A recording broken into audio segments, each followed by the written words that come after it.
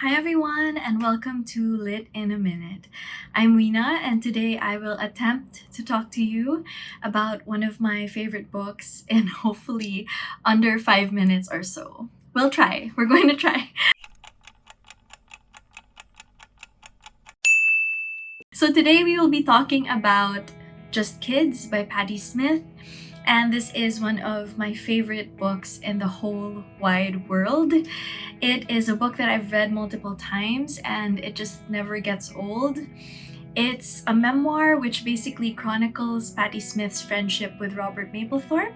For those of you who may be coming to this video and who are unfamiliar with both of them, Patti Smith and Robert Mapplethorpe were very prominent figures in the art, music, and poetry kind of New York bohemian scene back in the 70s. And what I love about this memoir is that even if, yes, it touches on art and it touches on the things that they did together craft-wise, it's also very essentially a book about friendship and a book about the many things that a friendship can withstand.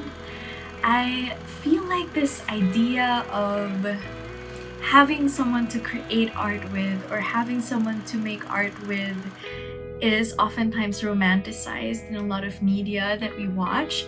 And I find this book so refreshing because with Patti Smith, there's really none of that.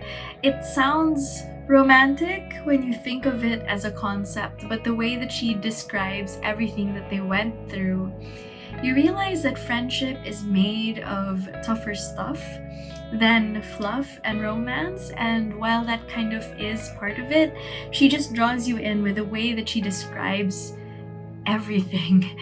The one way that I can describe Patti Smith's writing is probably fully present, if that makes sense. When she writes about how she and Robert Mapplethorpe were homeless and how they were basically working for peanuts and going to sleep in the park because they were homeless, or they really had to save up pennies and would only drink coffee for days and use the rest to buy art materials or film or battery. It doesn't sound like something romanticized. It sounds like something that's real, and it sounds like a struggle that two people really went through together, if that makes sense. And I love that. I fell in love with Patti Smith's New York because it's so far from all of the kind of romanticized pictures of New York that we get in all of these different films, and now even on mediums like YouTube where everyone is obsessed with apartment hunting in New York and things like that. And whenever I read Patti Smith's New York, it kind of reminds me that even in places like Manila, for example, we can thrive, we can create art, we can make a difference, and also no man is an island. For those of you who may not be familiar with kind of the dynamic that Patti Smith and Robert Mapplethorpe had, basically they began as lovers. They were romantic partners for a long time until Robert discovered that he was gay. And after that, they went through a lot of emotional turmoil together, of course, kind of reconfiguring their relationship as friends. And that part is just also so beautiful because it's kind of like, this is how you love a person. If you love a person and you care about them, then you love and care about them regardless of how that, like, the dynamic of that love might change, if that makes sense. I feel like if there is a template or a way to write a memoir, this is the way to write it. I think all of the chapters are very engaging, and also it selects something that's special. I think a lot of the times when people write creative nonfiction, they tend to think that it's the easy way out. Like, what's easier than writing about what's happened to you, right?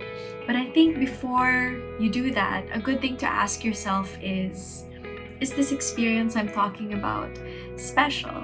Or even if it's not, let's say it's something super mundane, is this experience something that I'm able to elevate to the level of literature, and I think that Patti Smith is able to definitely do that. He, Robert, would be a smothering cloak, a velvet petal. It was not the thought, but the shape of the thought that tormented him. It suspended above him, then mutely dropped, causing his heart to pound so hard, so irregularly, that his skin vibrated and he felt as if he were beneath a lurid mask, sensual yet suffocating. I thought I would be with him when he died, but I was not.